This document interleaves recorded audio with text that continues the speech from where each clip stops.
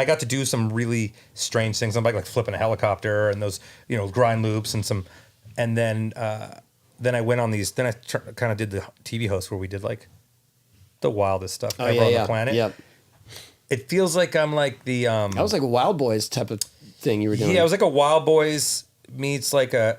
Everyone used to say Jackass, but it was nothing like Jackass. We did jobs or rituals or things that other people did in these other countries. What was the heaviest one?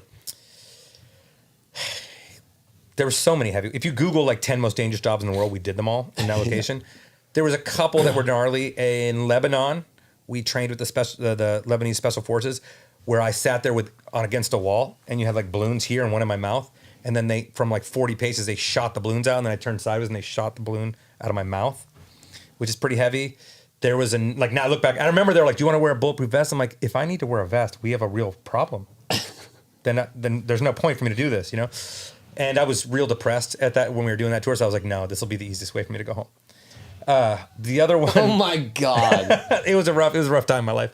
And then there's another one where we scuba dived into a Mexican sewer system.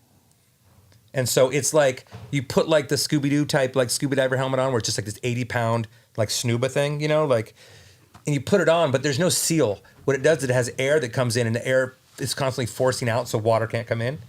So we're getting lowered down into this sludge. Why? Well, because all the sewage in Mexico City goes into one plant, and that plant's got to go through a filtration system. Sometimes that filtration system gets clogged. They pull out, they set a few different dead bodies every year, but a lot of times something. So we were working there that day. We're going in to unclog it.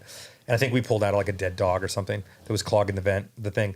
But what the problem is I'm going in first, and they didn't, because everyone speaks English either in all these countries. So I didn't understand that there's a knob here that I can adjust the airflow.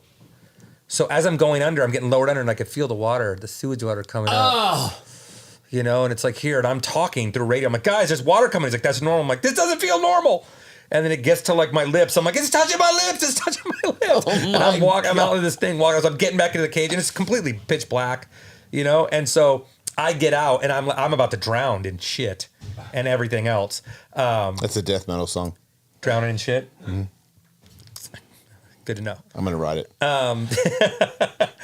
It'll be your theme song for the Jason Ellis show. It's huge. Everyone's talking about it. So anyways, yeah, that one was pretty gnarly. Anything with animals, because we did a lot of stuff where we would like tame cobras, like you grab a hold of them, and then you realize later that there's no anti-venom there. There's no way to get to a hospital. There was a ton of those type things. Dude. We did a lot of really gnarly things. I did surgery on animals. I flew planes. It was wild. What do you mean you did surgery on an animal? Like in, I want to say it was in Budapest or Turkey or there's somewhere, or maybe Romania. There's like 2 million stray dogs in the city. So what they do is they catch the dog. No, they catch the dog. Yeah. So you're and fixing then they dogs. go and they fix the dog, and then they re-release it back in the same neighborhood. Yeah. But this one had a huge tumor on his arm, so I got to fully cut it out. I also neutered a horse by myself. All right. And I just have there's a tool where they slice the balls, you pull them out, and then there's a whole tool that crimps it and seals the wound. I'll show you a picture. Asleep? No, the horse is chilling. Chilling. Yeah. That's the word you're going to use for that. I think after, I think once you get your balls cut off, if you cut my balls off, I'm not chilling, son. Well, I'm reverse chilling. Reverse chill I'm kicking back, if you know what I mean. Yeah, right? Yeah, that's when it's time to kick back, horsey. Save your balls and knock this doctor out. So we did a lot of wild stuff. Balls and shit. Yeah. Yeah, a lot of it. Yeah. And that was the heyday. That was the heyday. Those were the days, huh? Oh, yeah, when I could just cut some testicles out of an animal. Yeah. It was just I knew it was going to be a good week. Not everybody says that. Yeah, well, everybody should. Swimming and shit, cutting out balls. Yeah. Time of your life, really. Woo! Yeah. Yeah. And it was the weird thing is no that wonder was after, you like the gumball. Yeah, that was after Gumball, so that was a That's a vacation. Yeah, it was a vacation compared to Gumball. Man. I went from people losing their shit to swimming in other people's. Yeah. It's good. Wow. Thank you. Yeah. That was good. But you were always solid. All right, so what's the next that you're not supposed to talk about? No. Nothing. What do I got going on though? Just stunts. I also I have a deal with Ford Bronco, so we're like honestly, the Ford Bronco thing kind of saved me mentally because I was in a little bit of rough shape after COVID, just like because there was no work for years, and I realized that like all my self-worth is directly tied to whatever I'm working on, and I hadn't worked on anything in years. And then this Ford Bronco Ambassador program reached out, and so it's an off-road program, and so it meant every month for at least 1 week in a month I would have to go out and shoot stuff because there's not a lot of off-road in LA. And so I was getting outdoors. So it's been making me get outdoors and doing trips, which is back on the road, which is what I like, Are you shooting that solo?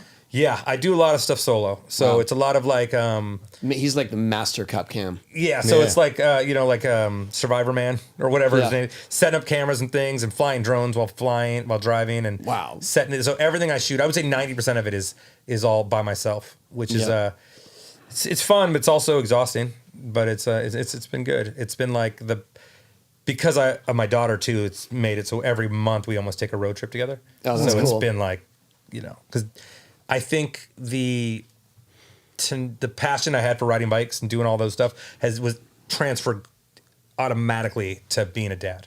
So we do a lot of stuff, and we actually did. This is usually like this. It was a couple years ago. I was trying to figure out something to do with Luna, and so I bought. And my girlfriend has a daughter as well, and so I bought these. I made these 2 treasure boxes and filled them with jewels, about $100 of jewels and coins that I bought on the internet. And then I went about 3.5 hours out and I buried them in this lava field out in the middle of nowhere. And then me and Jeremy Ray helped me paint watercolor this treasure map, which I made based on like roadside attractions. Yeah. And then I put it in my friend's store, and we went shopping one day and found this treasure map and wrote a story. And then we were about to go on the tip to the Grand Canyon. How old were they?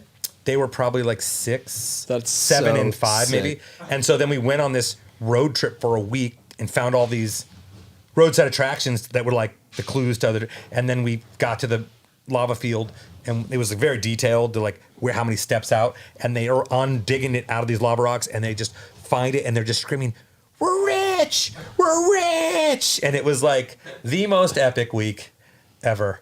And At what point do they realize you created it? They don't know still.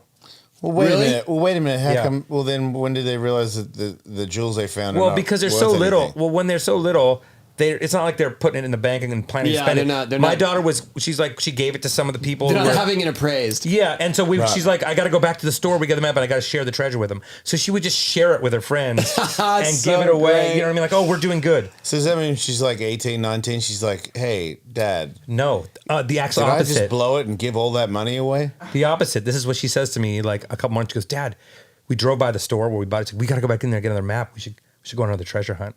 Well, So I'm gonna probably do another one, but this time Wait, how old is she now? she's 10. She's 10, and my daughter is like, she's 10, but she feels like a 10-year-old in the 80s. You know, the other girls kind of want to walk around and be dramatic, and she wants to still play. She just wants to go play outside, right? So, which is okay. You know, I think that's probably a blessing. She had plenty of time to be the other way, but this time I think if we do it this next spring or summer, I'm gonna go and actually bury clues along the whole trip like a month earlier. Wow. And then go back and like have where she has to swim to the bottom of a swimming hole and move a red rock or something, you know?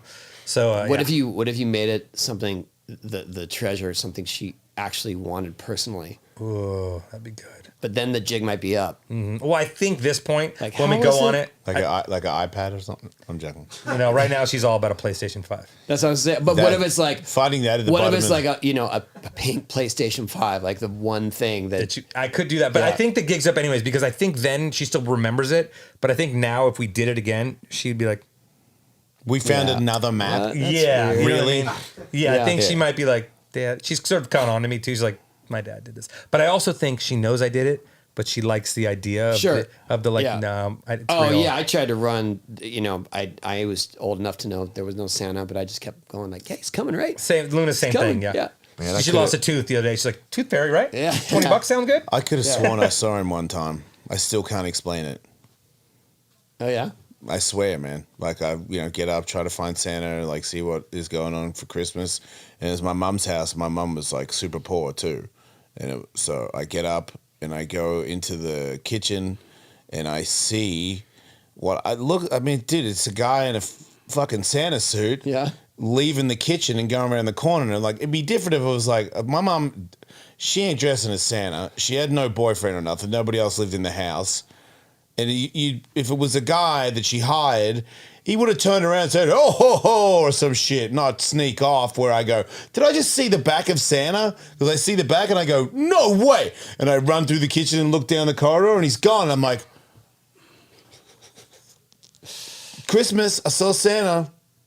All right, good enough for me. So maybe he is real, Tony. Like, I feel Right, like well, your maybe whole that's like, maybe that's the journey of life, is that you're young, you believe in it, and then you get jaded and older, and then you don't believe in it, and then you get to be our age, and you're like, maybe it is real. Well, no, it's. I saw it somewhere. It's like in the beginning you believe in Santa, and then you don't believe in Santa, and then later in life you become Santa. Yeah. Yeah, that's Right. the way it works. You know. Yeah, remember, where are you? You become Santa and you believe in him. I'm okay with that. Oh. Okay. There's a. I believe in a You're lot of Santa things. by proxy. You're working for the big guy, like Elf. What's proxy? What? Like you're working for him. Right. Thank you.